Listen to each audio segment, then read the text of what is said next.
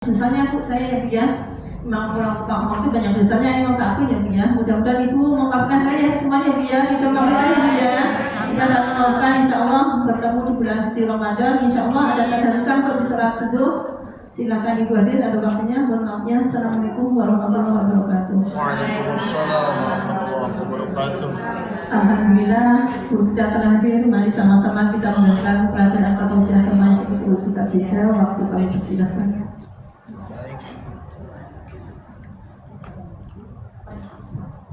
Bismillahirrahmanirrahim. Mari sama-sama kita membaca Al-Quran Surat Al-Fatihah. Untuk Bapak Haji Haryanto ya, untuk Bapak Haji Haryanto yang saat ini sedang dirawat di rumah sakit.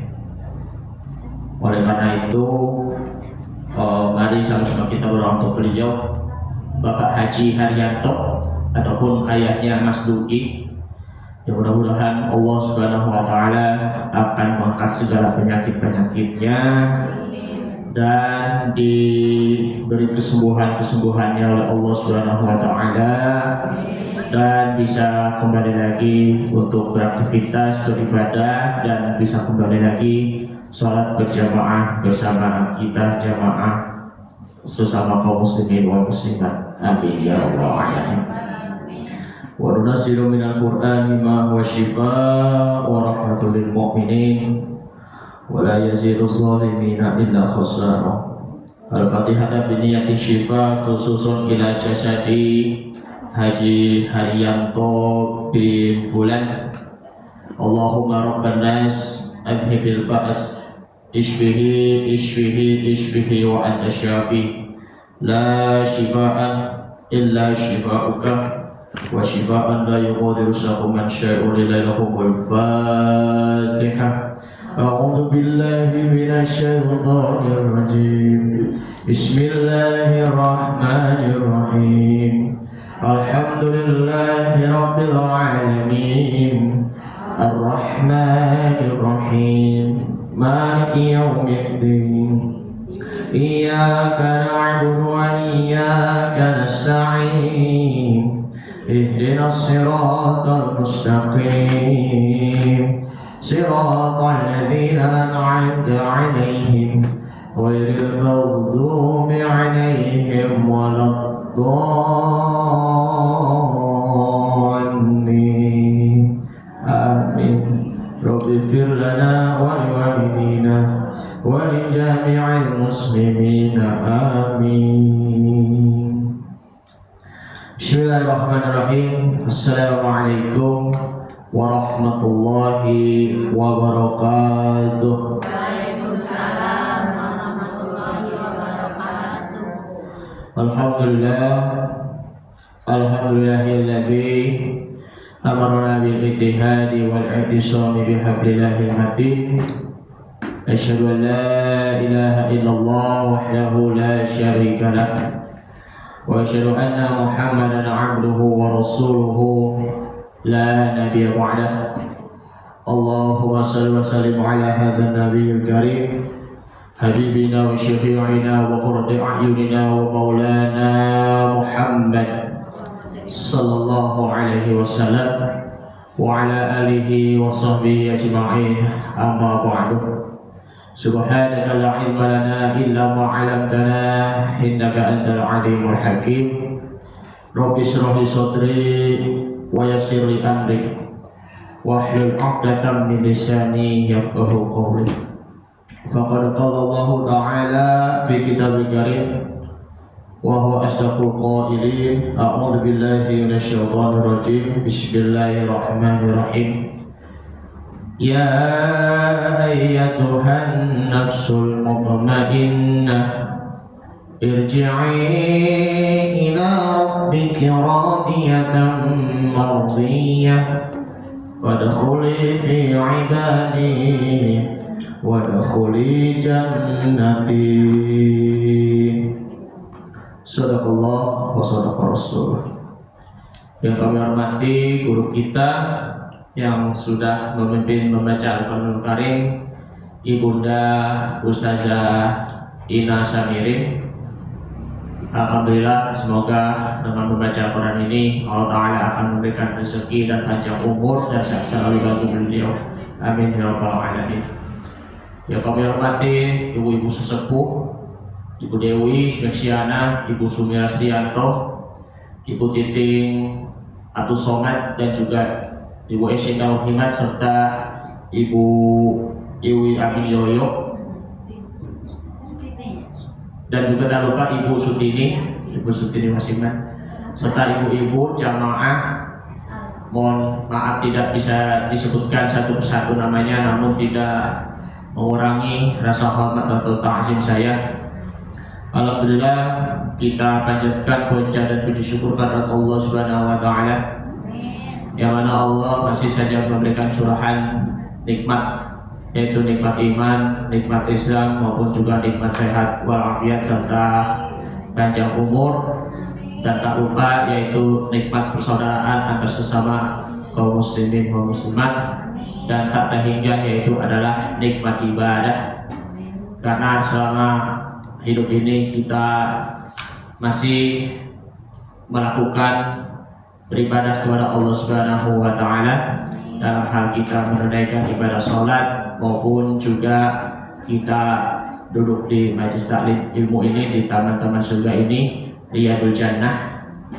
Mudah-mudahan dengan majelis sholihin wassolihat, duduk bersama orang-orang soleh maupun soleha di dunia nanti, mudah-mudahan majelis sholihin wassolihat fil jannah, dan duduk bersama orang soleh dan soleha di surganya Allah Subhanahu wa taala. Amin ya rabbal alamin. Salawat dan salam marilah kita haturkan kepada suri tauladan kita Nabi Muhammad sallallahu alaihi wasallam, serta keluarganya, para sahabatnya, dan juga kepada para pengikut-pengikutnya. Tidak terasa kita sebentar lagi mau memasuki momentum yang paling berharga bagi kita semuanya selaku hamba Allah, yaitu momen Isra wal Mi'raj Nabi Muhammad sallallahu alaihi wasallam, yang mana Nabi Muhammad sallallahu alaihi wasallam mendapatkan perintahnya dari Allah Subhanahu wa taala berupa sholat 5 waktu. Jadi Allah memerintahkan kepada Nabi yaitu sholat 5 waktu, lalu Nabi memerintahkan kepada umatnya yaitu sholat 5 waktu hingga kita sekarang ini, agar senantiasa kita selalu menegakkan sholat dari waktu ke waktu, agar kita menjadi orang-orang yang selalu menegakkan sholat dan selalu mengokohkan tiang-tiang agama. Amin ya rabbal alamin. Makanya ya ibu-ibu ya, dari tadi masih melang-melang aja, pelangap longo melihat kertas. Ada informasi apa sih? Puasa jadwal. Oh, jadwal puasa ya, masya Allah.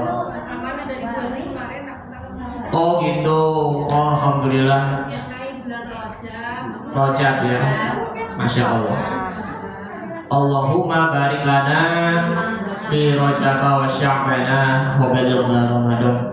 Ya Allah, berilah keberkahan kami di bulan Rojab, kemudian di bulan Sya'ban, dan sampaikanlah kepada kami yaitu bulan Ramadan. Bentar lagi ya Bu, kita mau memasuki Isra Mi'raj, kemudian Sya'ban, kemudian kita memasuki di bulan suci Ramadan. Mudah-mudahan kita tingkatkan kualitas ibadah kita, terlebihnya sholat 5 waktu, ditambah dengan sholat sunnah-sunnah lainnya, tadarus Al-Quran, kemudian kita puasa ya. Mulai sekarang nih kita perlu lagi untuk berlatih lagi untuk puasa, agar nanti ketika di bulan Ramadan besok kita sudah siap untuk bertanding melawan hawa nafsu kita. Ini menjadi latihan ya bagi kita semuanya ya, bagi yang wanita-wanita, yang bagi ibu-ibu yang tidak sempat berpuasa ya karena disebabkan karena haid ataupun sedang sakit ya, ataupun sedang berperjalanan. Allah berjanji kepada kita, yuridullahu bikumul yusra wa la yuridu bikumul usra. Allah memberikan kemudahan kepada kita. Tidak mungkin Allah memberi kesulitan pada kita. Bisa juga masih berganti dengan di hari lain membayar utang puasa agar nanti puasanya itu akan dibayar dengan tuntasnya. Masya Allah. Rugi kalau nggak pernah latih berpuasa, ya kan? Jangan cuma hanya sekedar menahan lapar dahaga. Kalau kita tidak pernah berhasil menahan diri kita, baik itu dari pandangannya, bicaranya, pendengarannya, gerakannya, maupun juga kakinya. Baik ya ibu-ibu yang dimuliakan Allah Subhanahu wa taala. Al-Fakir sini akan menyampaikan tema yang sangat penting sekali, yaitu mengenal ciri-ciri nafsu mutmainnah. Mengenal ciri-ciri nafsu mutmainnah.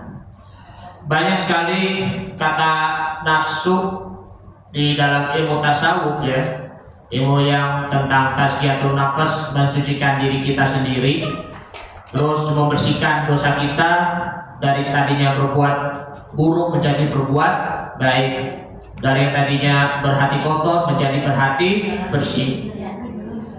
Kalau di dalam ayat Al-Qur'anul Karim itu terdiri dari ada 3 ayat dari berbagai surah tentang nafsu. Yang pertama yakni adalah surah Yusuf, surah yang ke-12 ayat yang ke-53, wa ma ubarri'u nafsi innan nafsa la'ammaratun bis-su'i illa ma rahima rabbi inna rabbi ghafurur rahim. Aku tidak membebaskan diriku dari kesalahan, karena sesungguhnya nafsu itu menyuruh kepada kejahatan. Kecuali nafsu yang diberi rahmat oleh Tuhanku, sesungguhnya Tuhanku Maha Pengampun lagi Maha Penyayang. Ini ayat tentang bagi Nabi Yusuf alaihissalam, betapa kuatnya Nabi Yusuf alaihissalam terhadap, mohon maaf, seorang Zulaikha yang dia orang itu sangat cantik dan juga masya Allah dari wajahnya, dari seluruh tubuhnya, sehingga dia itu memang merasa cinta kepada Nabi Yusuf alaihissalam karena saking gantengnya. Masya Allah, hingga terjadi, mohon maaf, Zulaikha mengajak si Yusuf untuk melakukan free sex, ya, mohon maaf banget, sekali lagi free sex, hubungan badan di luar nikah. Tapi qadarullah, Nabi Yusuf alaihissalam sudah berusaha keras dan menyelamatkan diri dari lembah perzinahan, dan sehingga Allah Subhanahu wa taala memberi keamanan dan keselamatan bagi Nabi Yusuf alaihissalam. Begitu juga kepada para pemuda-pemuda ataupun laki-laki, memang juga harus berusaha keras untuk mengendalikan hawa nafsu kita. Puasa pun terlebihnya nih, tujuannya adalah mengekang hawa nafsu, merendahkan nafsu, dan juga meninggikan ruh kita, agar senantiasa kita jangan terlalu menuntut dengan nafsu, karena itu tadi innan nafsa la'ammaratun bis-su'i illa ma rahima rabbi.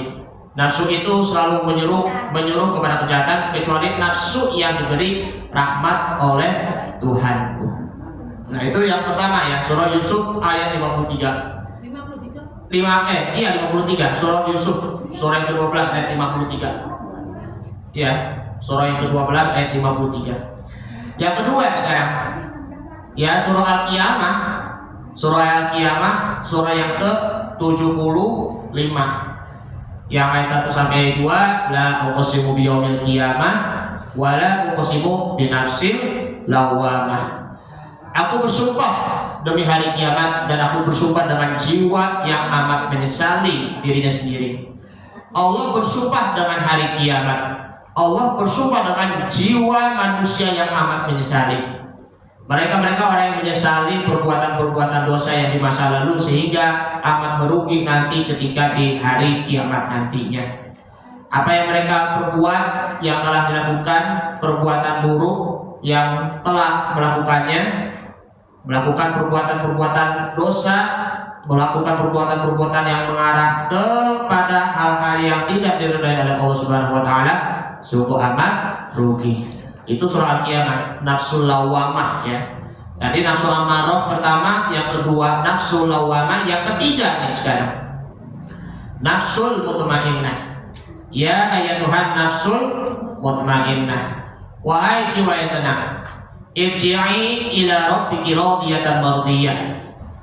Kembalilah kepada Tuhanmu dengan hati yang puas, yang lagi diridhoi. Fadkhuli fi ibadi wadkhuli jannati. Masuklah ke dalam jamaah hamba-hambaku dan masuklah ke dalam surgaku.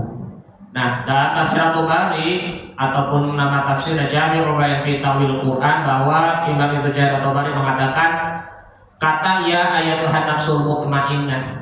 Mutmainnah sini artinya itu kan orang yang mempunyai jiwa yang tenang, yaitu al-mutmainnu ila ma qallallahu wal musaddiqatu bima qallallahu. Orang yang hidup tenangnya, jiwa yang tenangnya terhadap firman-firman Allah Subhanahu wa taala, dan mereka sudah benar-benar meyakini bahwa mereka itu benar dan juga percaya terhadap firman-firman Allah Subhanahu wa taala. Wa qala akhiruna, nah sebagian para ulama tafsir mengatakan al-muqinatu bi anna Allah rabbuha wal musallamatu li amrihi fi ma huwa fa'ilun liha. Mereka yakin bahwasanya Allah Subhanahu wa taala itu adalah Tuhannya yang berhak disembah, dan mereka menyerahkan segala urusan-urusannya, ya, berserah diri pada Allah Subhanahu wa taala setelah mereka mengerjakan. Nah, sedangkan Imam Jalaluddin As-Suyuti bahwa kalau nafsu mutmainnah di situ yakni al-aminatu wahyal mu'min. Orang yang benar-benar percaya, orang yang meyakini bahwa Allah itu adalah Tuhannya, orang yang membenarkan lisannya, hatinya maupun juga perbuatannya, wahyal mu'minun, yaitu adalah mereka adalah orang-orang yang beriman, benar-benar beriman. Oleh karena itu, di dalam doa Nabi Muhammad SAW, yakni Allahumma inni as'aluka nafsan mutmainnah tu'minu bi liqa'ika wa tardu bi qada'ika wa taqna'u bi ata'ika wa takhsya'a min khasyatika. Artinya, ya Allah, aku memohon kepadamu jiwa yang tenang, nafsul mutmainnah. Kemudian tu'minu bi liqa'ika, yang yakin akan bertemu denganmu, wa tardu bi qada'ika, dan ridho dengan ketetapanmu, wa taqna'u bi ata'ika, yang merasa cukup dengan pemberianmu, wa takhsya'a min khasyatika, yang mempunyai rasa takut kepadamu. Nah, di sini doa Nabi Muhammad SAW tentang doa ingin mendapatkan jiwa yang tenang, meskipun ya ujiannya itu ya amat berat sekali kan.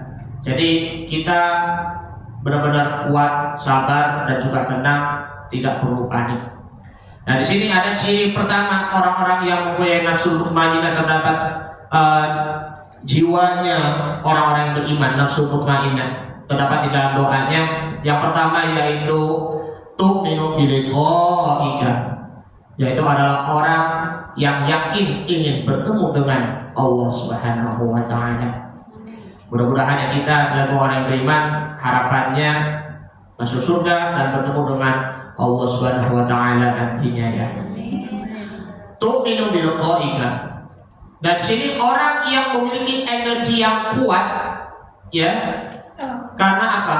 Orang yang memiliki jiwa yang kuatnya itu karena mau bertemu sama Allah, bukan mau ketemu sama manusia atau orang penting.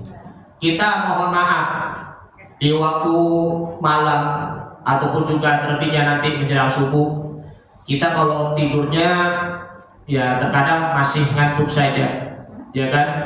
Udah jam 3 nih kita bangun, tetapi masih ngantuk saja.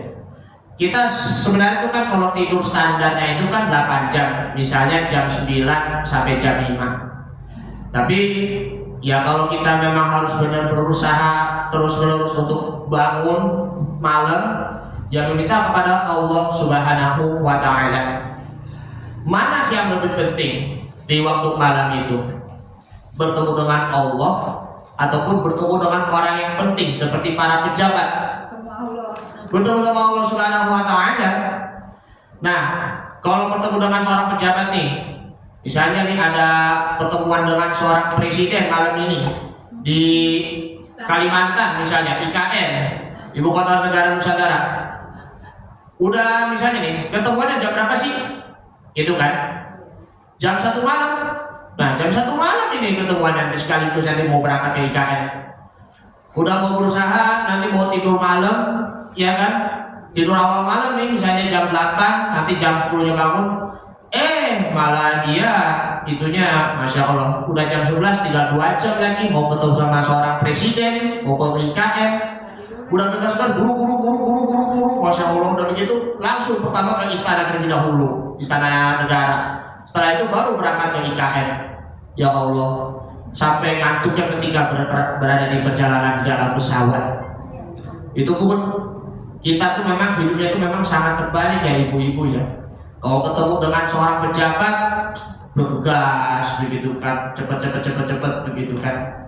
Nah sedangkan kalau kita mau bertemu dengan Allah Subhanahu wa Ta'ala masih saja dianggap remeh. Terlebihnya kita mau berjumpa dengan Allah di waktu tahajud ataupun di waktu qiyamul lail, mestinya tuh ya kita berusaha untuk tidurnya tuh jangan terlalu malam-malam juga kan, karena kan padahal begadang jangan begadang kalau tiada artinya. Ya seperti itu kan. Makanya tuh jangan terlalu malam-malam lah tidurnya, supaya jam 9-nya kita tidur, ataupun lebih bagusnya tidur awal malam setelah Isya, nanti insya Allah tidur nanti jam 1, jam 2, jam 3. Mudah-mudahan nanti kita bisa selalu rutin bangun malam ataupun bangun tahajud dan bertemu sama Allah Subhanahu wa Ta'ala. Karena itulah kita memiliki jiwa yang kuat, karena kita mau bertemu dengan Allah Subhanahu wa Ta'ala. Makanya kita memang juga harus benar-benar sabar ya Bu ya. Kalau kita mau berjumpa dengan Allah Subhanahu wa Ta'ala, memiliki irodah ataupun juga istitoah, kemauan dan juga kemampuan. Makanya dari itu wasta'inu bis-sabri was-sholati wa innaha lakabiratun illa 'alal khashi'in. Jadikanlah sabar dan sholat sebagaimu, sesungguhnya sholat itu amat berat kecuali bagi orang-orang yang khusyuk. Memang sholat tahajud itu memang berat sekali kan dari segi tidurnya. Memang sholat lima waktu, nah ini mengenai tentang momen Isra Mi'raj masih ada yang juga merasa berat juga mau sholat lima waktu. Kayak misalnya begini, Fulan kamu udah sholat zuhur belum? Udah. Kemarin. Sholat itu memang, sholat lima waktu itu memang tuh tiap hari, nggak boleh dianggap remeh. Itu memang dari hari ke hari memang kita selalu menunaikan ibadah sholat lima waktu itu pun ya setiap hari, karena itu merupakan sholat lima waktunya juga. Bagaimana dengan rukunya? Bagaimana dengan sujudnya? Masya Allah. Kecuali orang-orang yang khusyuk. Nah, orang-orang yang khusyuk itu apa? Alladzina yazunnuna annahum mulaqu rabbahum wa annahum ilaihi raji'un. Nah, ini orang-orang yang meyakini bahwa mereka akan menemui Tuhannya dan bahwa mereka akan kembali kepadanya. Dan sinilah merupakan tu'minu biliqa'ika, kita benar-benar meyakini kita akan bertemu dengan Allah Subhanahu wa Ta'ala di surganya nanti. Amin. Kalau kita bertemu dengan Allah Subhanahu wa Ta'ala, mohon maaf, di neraka, rasanya malu nggak? Malu kan? Allah Rabbi na'udzubillah. Yang kedua, yakni watardo biqada'ika, yaitu senantiasa ridho atas ketetapan-ketetapanmu. Wujud ridho yang tinggi adalah surga sejak di dunia. Makanya kalau kita udah di dunia ini sejak lahir hingga sekarang ini, kita tugasnya yaitu adalah berusaha untuk mengejar ridhonya Allah Subhanahu wa Ta'ala. Mengejar ridho Allah Subhanahu wa Ta'ala, maka itu puncaknya di situ adalah surga. Surga di sini adalah puncak kenikmatan dan juga puncak kepuasan. Di dalam doanya Nabi SAW, beliau berdoa dan mendirikan sholat malam sambil menangis. ruhnya yang suci melayang untuk mengitari arsy yang sedangkan lisan yang mengucapkan kalimat sendu Allahumma inni a'udzubika biridhaika min sakhatika. Ya Allah, sesungguhnya aku berlindung kepadamu dengan ridhamu dari murka-Mu. Betapa doa-doa ini memang itu sangat jujur, ikhlas yang muncul dari hati Nabi yang suci. Karena di sini ya ibu-ibu ya, Allah Subhanahu wa taala telah mengilhamkan kepada Nabi Muhammad SAW cara munajat, cara meminta sesuatu pada Allah yang indah dan memohon yang fasih kepadanya. Kita bisa amalkan ini. Allahumma inni a'udzubika biridhaika min sakhatika. Ya Allah, aku berlindung kepadamu dengan ridhamu dari murka-Mu. Jangan sampai Allah murka disebabkan perbuatan-perbuatan kita yang tidak meyakini bahwa ketetapan Allahnya itu tidak adil bagi kita. Na'udzubillah. Jadi itu harapan tertingginya, permohonan terbesarnya serta hembasan permintaan yang terdekat dari berita Allah Subhanahu wa taala. Beliau bersabda dalam doanya juga, as'aluka ridha ba'dal qada'i. Nah, aku memohon rasa ridho setelah qada ataupun ketetapan-Mu. Ada juga yang lain, Allahumma inna nas'aluka ridhoka wal jannah wa na'udzubika min sakhatika wan nar. Ya Allah, aku memohon kepadamu yaitu ridhomu, yaitu adalah surga, ridhoka wal jannah wa na'udzubika min sakhatika wan nar, dan kami berlindung padamu dari kemurkaan-kemurkaan yang ada di neraka. Jadi ini doanya Nabi SAW ini adalah bersinar sekali. Jadi saya bersaksi beliau adalah Rasul Sallallahu Alaihi Wasallam. Demi Allah, jika kita mengamalkan sikap terhadap takdir, niscaya akan terasa ringan dan berbagai kesulitan akan mudah. Kalau kita menerima takdir dengan ikhlas dan juga lapang dada, maka Allah Subhanahu wa taala akan melapangkan dadanya. Allah Subhanahu wa taala akan memberikan keringanan. Ya, sesuatu yang amat berat itu akan diringankan oleh Allah Subhanahu wa taala. Nah, Rasul sallallahu alaihi wasallam mengajarkan kita bahwa semua takdir Allah itu mengandung kelembutan, rahmat dan keadilan. Begitupun kita menikmati hidup di sisinya serta merasakan surga dunia sebelum surga akhirat. Rasul sallallahu alaihi wasallam berdoa dalam istikharahnya, waqdur lil khaira haitsu kana summa raddani. Takdirkanlah kebaikan untukku sebagaimana tertulis, jadikanlah aku ridho terhadapnya. Kalau kita ridho terhadapnya, lalu takdirkanlah kebaikan untuknya, apalagi buat kita. Dan juga beliau ridho terhadap semua takdirnya, walaupun di antara ada yang pahit dan ada yang sulit pula. Ini merupakan derajat ridho yang tertinggi, sebab marah, ya mohon maaf, marah terhadap ketentuan-ketentuan Allah itu menuju kepada kekufuran, pengantar kepada kemunafikan dan tangga mencapai keraguan terhadap takdir Allah Subhanahu wa taala. Allah Subhanahu wa taala berfirman dalam surah Muhammad surah ke-47 ayat 9, dzalika bi annahum karihu ma anzalallahu fa ahbata a'malahum. Yang demikian itu adalah karena sesungguhnya mereka benci apa yang diturunkan oleh Allah, lalu Allah menghapuskan pahala-pahala amal-amal mereka. Baik, makanya itu Allah Subhanahu wa taala meridhoi. Nah, radhiyallahu anhu wa radu anhu. Dzalika liman khasyiya rabbah. Dan Allah Subhanahu wa taala meridhoi mereka, dan mereka yang itu orang-orang yang beriman diridhoi oleh Allah Subhanahu wa taala, dan itulah mereka adalah orang-orang yang takut kepada Allah Subhanahu wa taala. Jadi ridhonya Allah itu bukan tergantung dari perilaku dan juga amal soleh kita, tetapi ketentuan Allah Subhanahu wa taala. Seperti misalnya ya, ini kan merupakan pengertiannya dari qada dan qadar. Perbedaan itu cuma hanya tipis sekali. Kalau qada itu ketentuan Allah Subhanahu wa taala yang tidak bisa diubah. Ketentuan Allah itu memang sudah ada sejak zaman azali sejak zaman dahulu. Ketentuan Allah yang tidak bisa diubah, misalnya ya kelahiran, kematian, bencana alam dan lain sebagainya, dan juga dan lain sebagainya. Termasuk juga yaitu rezeki, maut, ya maupun juga jodoh, ya itu juga merupakan fotonya Allah Subhanahu Wa Taala. Sedangkan qadar itu kan dari kata qadir, ya kan, takdir ya, qadar itu merupakan ketentuan Allah Subhanahu Wa Taala yang tergantung dari usaha-usahanya dan ikhtiar-ikhtiarnya manusia.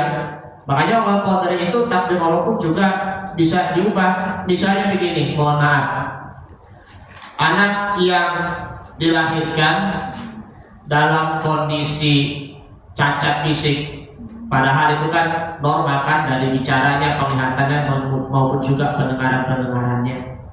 Tetapi orang yang penyandang disabilitas ya cacat fisik di situ tidak mungkin pernah berpikir orang, mohon maaf, yang disabilitasnya itu memang divonis tidak mampu, tidak bisa berbuat apa-apa. Padahal tidak.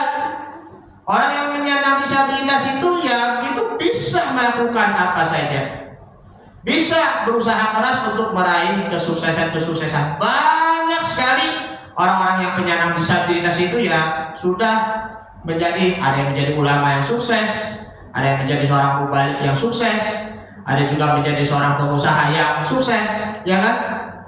Bahkan juga orang yang meskipun dia keterbatasan fisik saja masih bisa untuk menunaikan ibadah sholat.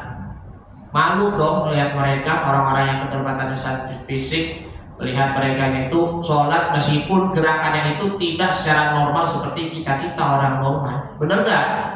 Nah itu tidak sempurna, tetapi tidak mungkin tervonis hidupnya itu menderita terus-menerus.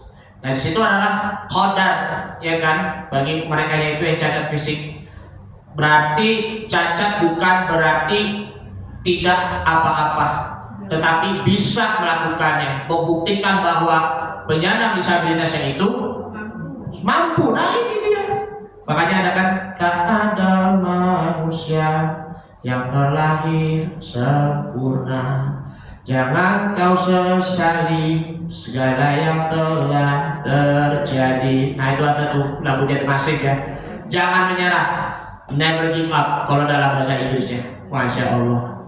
Yang tunanetra, yang saya sendiri udah mengisi di larangan tuh, Masya Allah.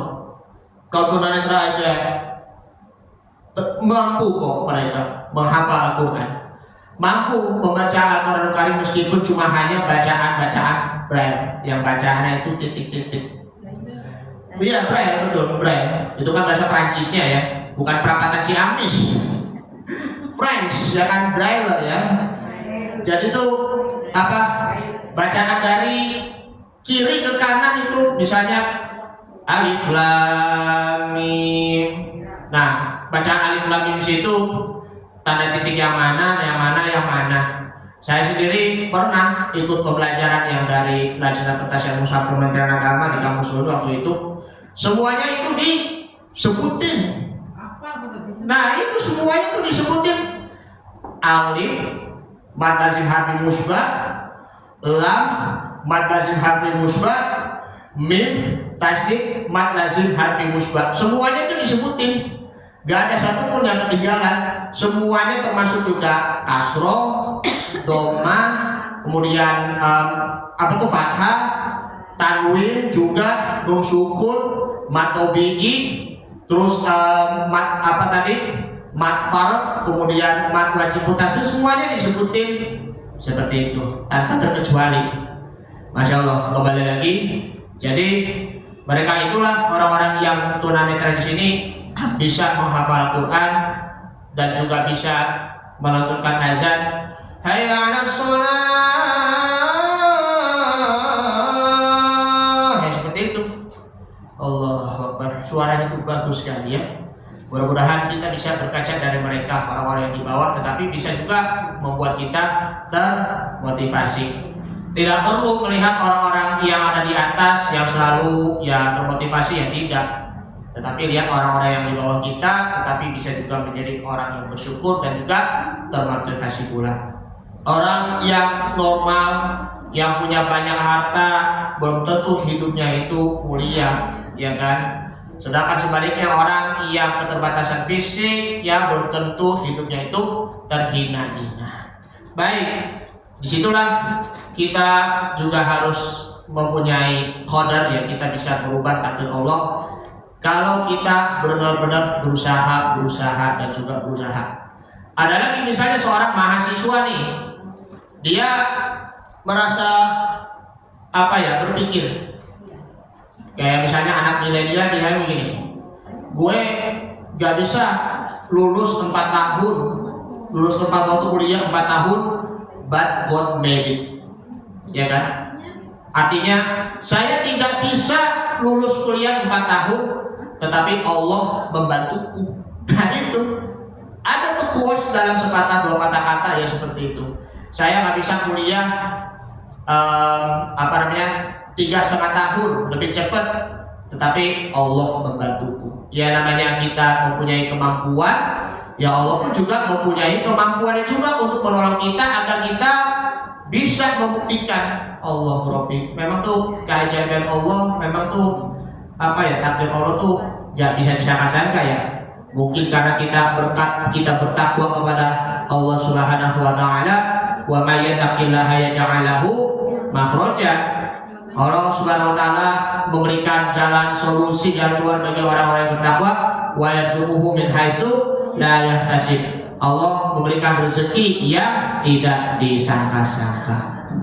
Kemudian yang ketiga sekarang, yakni wa taqna'u bi'ata'ika, ya, yaitu adalah pemberian yang darimu yang membuat diriku menjadi menerima apa adanya.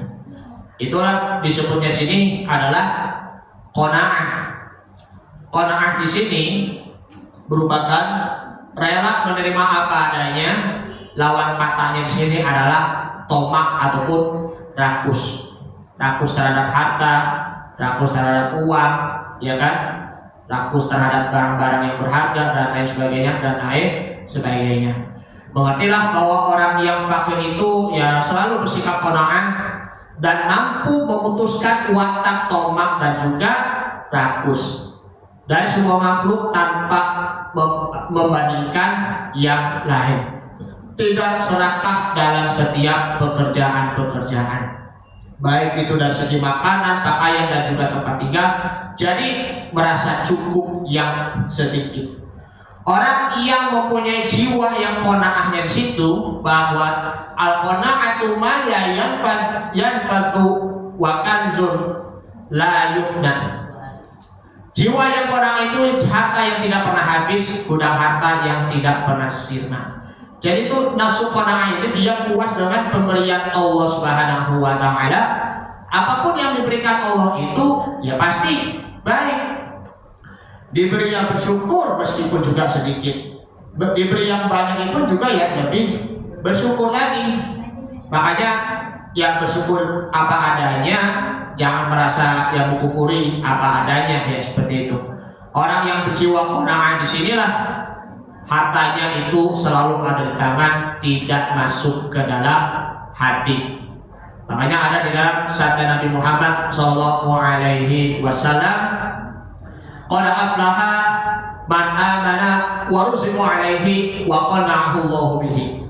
Sungguh beruntung orang-orang yang beriman kepada Allah Subhanahu wa taala, dan Allah Subhanahu wa taala akan memberikan rezeki baginya, dan mereka disitulah adalah orang-orang yang qanaah. Ma huwa qanaah? Ada lagi sabda Nabi Muhammad SAW, laisa ghina kasratul mal. Kekayaan di sini bukan hanya sekedar kekayaan dari segi hartanya saja, walakinnal ghina nafas, akan tetapi jiwanya itu yang berjiwa yang kaya, ataupun kaya hati, disebutnya qanaah. Orang yang tidak mempunyai jiwa qanaah, maka risikonya kita kalah sama harimau. Kenapa demikian kita kalah sama harimau? Harimau aja dia itu melihat kijang, bukan kijang mobilnya ya, bukan yang Toyota kijang, bukan, tetapi ya binatang kijang yang itu yang ada tanduk-tanduknya, lalu mengejar dan juga menerkam, lalu juga memakan. Tetapi apakah harimau itu memakan hewan kijang itu sampai habis? Tidak, tidak sampai setengah, tidak sampai seperempat. Udah setelah makan puas rasanya, setelah itu harimau pergi, ya kan? Jadi itu kita tuh memang juga harus juga mempunyai puas juga apa yang kita raih. Dari sisi itulah yang mudah-mudahan kita mempunyai jiwa yang qanaah dan terhindar dari jiwa yang tomak ataupun rakus. Yang keempat sekarang yaitu watakhsyaka min khasyatik. Dari situ adalah takut, ya, merasa takut dengan Allah Subhanahu wa taala. Nah, takutnya di sini bisa menjauh dan juga bisa mendekat. Contohnya kita takut sama harimau. Kalau udah deket-deket nanti menerkam kita kan. Maka dari situnya kita lari-lari, kecok-kecok sampai panas begitu lari. Seperti itu. Ataupun ya juga lari dari kejaran banteng, ya kan? Banteng itu memang juga hewan buas juga kan? Allahu Akbar. Karena takut diseruduk begitu. Nah, ada juga yang selain dari itu yang merasa takutnya ya, sowan lah, bersilaturahim lah bersama dengan kiai, ya, bersama para ustadz. Cobalah ya, jangan takut ya. Saya sebenarnya sih pengen mau sowan, pengen mau silaturahim sama kiai ataupun juga ustadz ataupun juga habib. Tetapi saya masih takut begitu, takut. Nah, justru dengan rasa takut dari sini, yakni itu dapat melahirkan penghormatan dan juga ketawaduan, kerendah hatian. Berbeda dengan ya takut dengan harimau karena fisiknya kita itu lemah, sedangkan yang takut ya silaturahim sowan kepada orang ulama itu lebih besar itunya takutnya dibandingkan dengan takut dengan harimau. Makanya memang sih kita mohon maaf ya, kadang-kadang tuh kita merasa segan, merasa takut ya mau silaturahim, merasa malu, ya kan? Merasa malu saat mau bersilaturahim dengan ustazah. Jangan takut, ya sebenarnya sih jangan takut, supaya apa? Meminta nasihat, ya kan? Meminta pelajaran-pelajaran, terus juga meminta juga bimbingannya kepada yang lebih baik. Selagi masih hidup, ya guru-guru kita, kiai kita, ustadz kita, ataupun nyai-nyai kita, nyai-nyai ya, nah, kayak Nyai Haja Fahri, nah silaturahim jangan takut. Kayak Nyai Haja Nani, ya silaturahim. Kayak misalnya siapa yang ustadz saya kemarin kesini tuh, Ustazah Lulu misalnya ya Ustazah Lulu Mumtazah, ya jangan takut untuk bersilaturahim. Semuanya itu sama kok derajat-derajatnya. Ya namanya bersilaturahim kan kita kan antar sesama kaum muslimin wal muslimat wal mukminin wal mukminat. Dengan inilah rasa takut ini melahirkan penghormatan dan juga kemuliaan, karena dengan rasa takut di sini ya, terlebihnya takut kepada Allah Subhanahu wa taala, itu akan mempengaruhi jiwa kita. Jadi tidak perlu tinggi hati apabila kita disanjung-sanjung oleh orang lain, dan kita tidak perlu sakit hati apabila dicaci maki oleh orang lainnya pula. Makanya nih seorang ulama yang memang itu mempunyai rasa khasyah ataupun takut kepada Allah Subhanahu wa taala. Kita pun juga mempunyai rasa takut kepada Allah Subhanahu wa taala. Seorang ulama takut ya perkataan-perkataan tidak sesuai dengan ketentuan Allah Subhanahu wa taala. Takut melanggar nasihat-nasihat diri sendiri kepada umat. Seorang umat yang biasanya orang-orang beriman takut juga misalnya melakukan, mohon maaf, gosip, ya kan, melakukan gibah-gibah, ya kan, ngomongin kebohongan tentang orang lain, terus juga takut juga terhadap anak-anak menjadi anak yang durhaka kepada orang tua, takut ya rumah tangganya itu menjadi porak-poranda, ya kan, takut juga amal sholat kita tidak diterima oleh Allah Subhanahu wa Ta'ala, dan juga takut keluarga kita masuk kepada api neraka pula. Nauzubillah summa nauzubillah. Oleh karena itulah takut di sini kepada siapapun bukan karena dari segi jabatannya maupun juga dari segi hartanya. Memang sih kalau di dalam dunia kerja itu kan takut sama ini atasan sama manajer begitu, takutnya apa-apa. Mohon maaf, yang bagi perempuan kalau di dunia kerja itu, ya toh, kan kalau di dunia kerja itu kan kalau di dalam HRD itu kan bagi perempuan lepas jilbabnya, nggak boleh pakai jilbab begitu. Ya seperti itu kan, ada yang pernah dengar kan? Makanya lebih baik tuh lebih takut kepada Allah ataupun lebih takut kepada atasan. Lebih takut kepada Allah Subhanahu wa Ta'ala kan? Mending kita gak kerja tetapi tetap berhijab daripada kerja tetapi gak berhijab, itu pun juga mengundang kemurkaannya Allah Subhanahu wa Ta'ala. Jadi itu tetap kokohkan pendirian kita untuk menutup diri dari hal-hal yang berbau auratnya pula.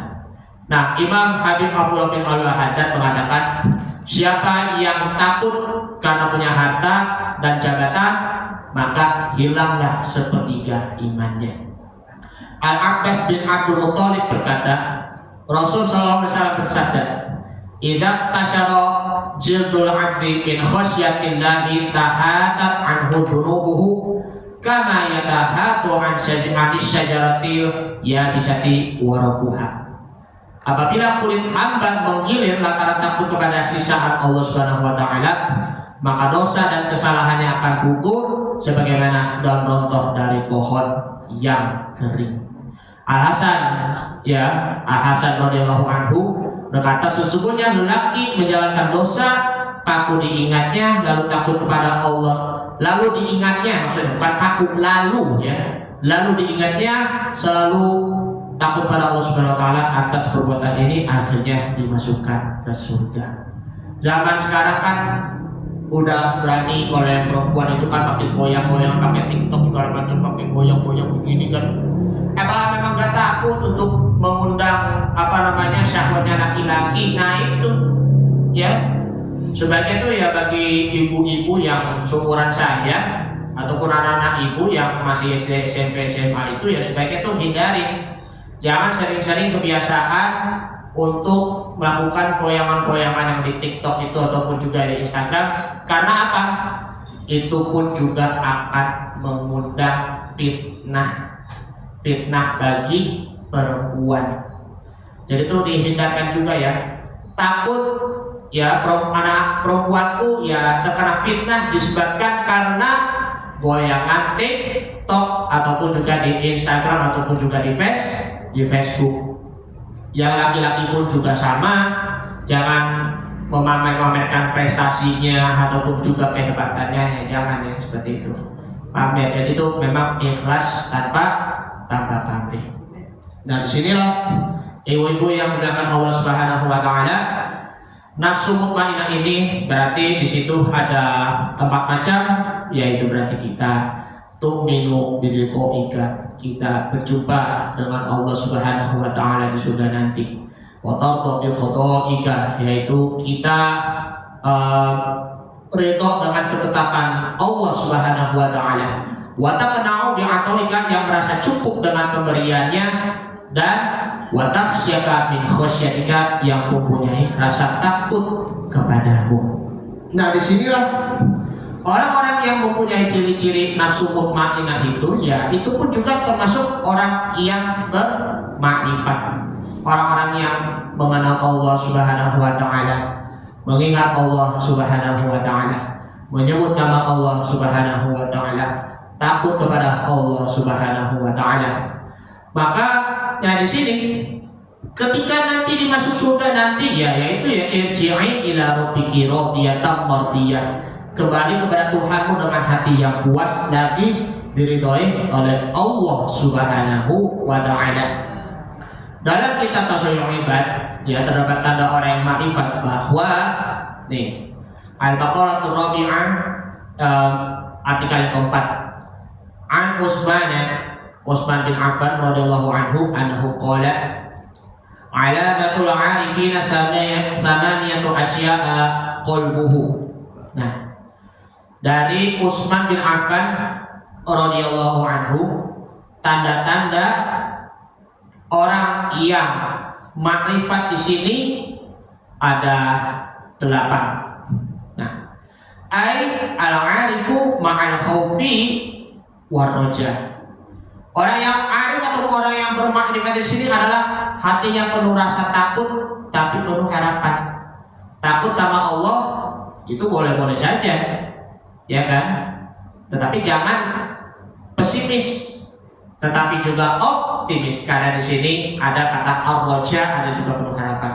Takut kepada Allah karena seakan-akan amalnya tidak diterima oleh Allah Subhanahu wa taala, tetapi dengan harapannya kita masuk surga dan semua amal soleh kita, salat kita diterima. Wa aslul khaufi ma'rifatul qalbi bi halalillahi ta'ala wa qahwaru wa qinaruhu an jami'i khalqihi wa syadidi iqabihi liman asahu fanasya'u min hadhil ma'rifah.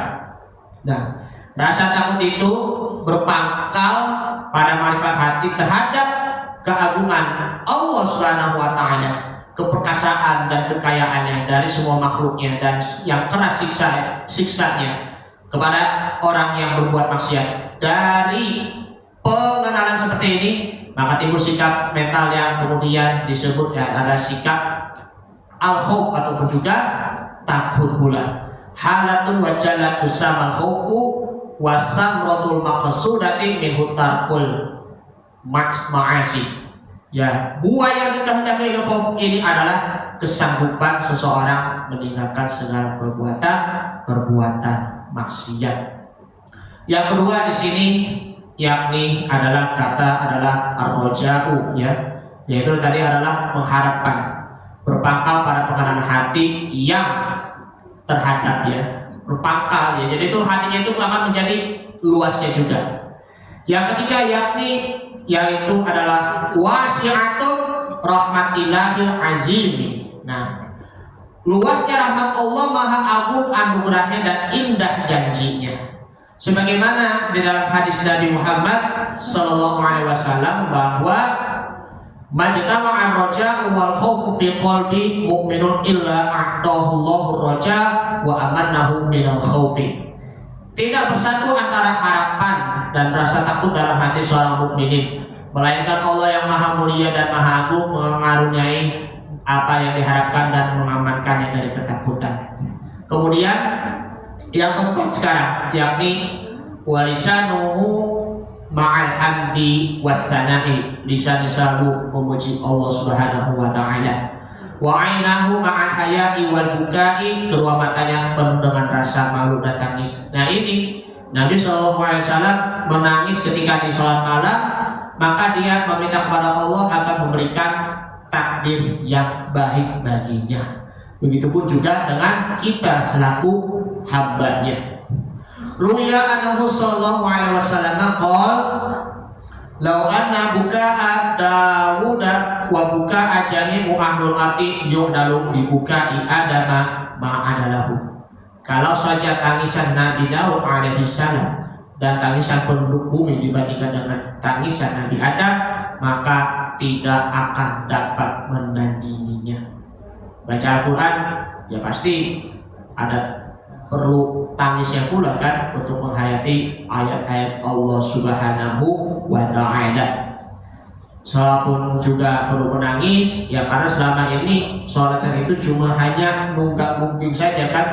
Ini kok sholatnya kok nggak pernah baca doa deh, begitu kan?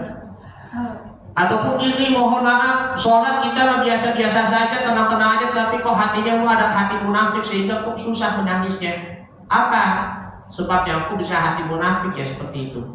Ataupun kita tidak pernah menangis, ya hidup-hidupnya tenang aja, padahal kita durhaka kepada orang tua, durhaka kepada suami bagi istri. Padahal kita tidak pernah bersedekah, padahal kita tidak pernah berzakat, padahal kita tidak pernah berinfak. Allahu Akbar. Itulah hatinya itu menjadi hati yang seperti keras, ya kan, lebih dari batu. Kemudian yang tadi yang keempat kelima ya, yang keenam sekarang. Wa iradatuhu ay al-arifu ma'at-tarki war-ridai.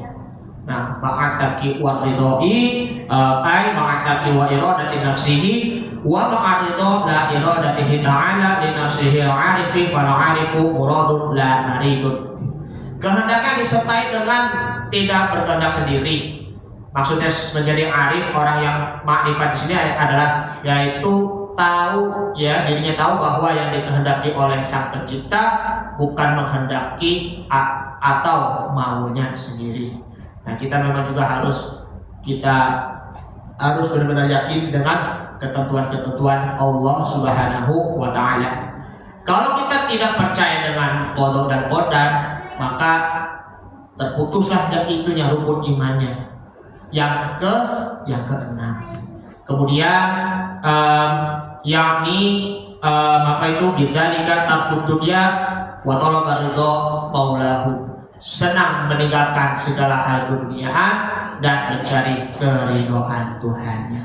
Jadi disinilah orang-orang yang bermakrifat di sini kembali kepada Tuhannya dengan hati yang puas, maka fadkhuli fi ibadi, masuklah ke dalam golongan hamba-hambaku, dan wadkhuli jannati, dan masuklah ke dalam surgaku. Jadi disinilah orang-orang yang bernafsu mutmainnah di sini, ya, dari penjelasan-penjelasan di atas adalah semakin kita mengingat Allah, semakin kita menyebut nama Allah, semakin kita berkenalan dengan Allah Subhanahu wa taala, semakin kita diawasin oleh Allah Subhanahu wa taala, maka hidupnya kita akan tenang di dunia dan di akhirat, dan menjadikan dunia maupun di akhirat ini menjadi surga dunia maupun juga surga di akhiratnya pula. Baik, ini saja dulu yang Al-Fakir sampaikan. Mohon maaf bila ada kekurangan dan juga kesalahan dari Al-Fakir. Dibukakan pintu maaf yang sebesar-besarnya. Yang benar hanya dari Allah, yang salah dari Al-Fakir sendiri. Mari sama-sama kita bersalawat pada Nabi Muhammad SAW.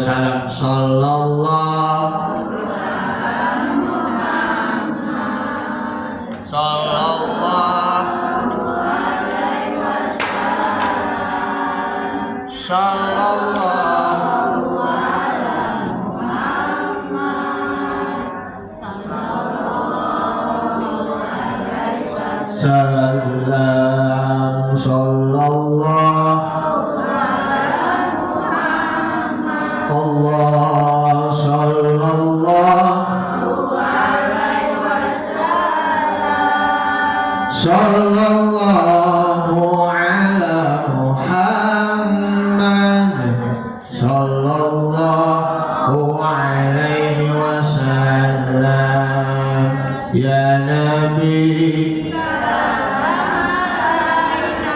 Allah ya Rasul, ya Habib, salam alaika, salawatullah alaika. Anta syamsun, anta nurun, anta syamsun, anta nurun, anta isir wa qalib, anta misbahus suduri. Sallallahu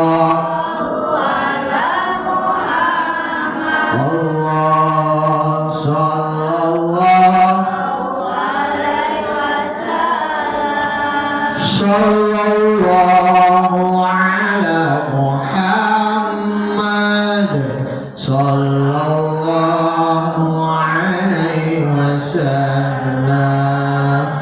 Al-Fatihah. A'udzu billahi minasyaitonir rajim. Bismillahirrahmanirrahim. Alhamdulillahi rabbil alamin arrahmanir rahim maliki yaumiddin. Iyyaka na'budu wa iyyaka nasta'in ihdinas siratal mustaqim.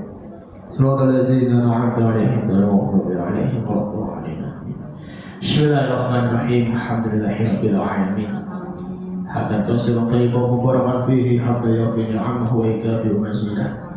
Ya Rabbana lakal hamdu wa lakal mulku wa lakal syukru kama yanbaghi li jalali wajhika karimi wa 'azimi sultanik. Allahumma shalli 'ala sayyidina Muhammadin Allahumma shalli 'alaihi wasallam. Ya Allah, ya jadikanlah kami selaku hamba-Mu yang selalu takut kepadamu, ya Allah, yang selalu mempunyai harapan agar senantiasa harapan kami mempunyai optimis menjadi anak-anak yang soleh yang selalu diridhai oleh-Mu, menjadi seorang suami istri yang soleh, menjadi anak yang soleh dan menjadi keluarga soleh yang sakinah mawaddah warahmah, ya Allah. Dan jadikanlah kami termasuk orang-orang yang bernafsu mutmainnah, menjadi orang-orang yang tenang, ya Allah. Ya ayyatuhan nafsul mutmainnah, irji'i ila rabbiki radiyatan mardiyah, fadkhuli fi ibadi wadkhuli jannati.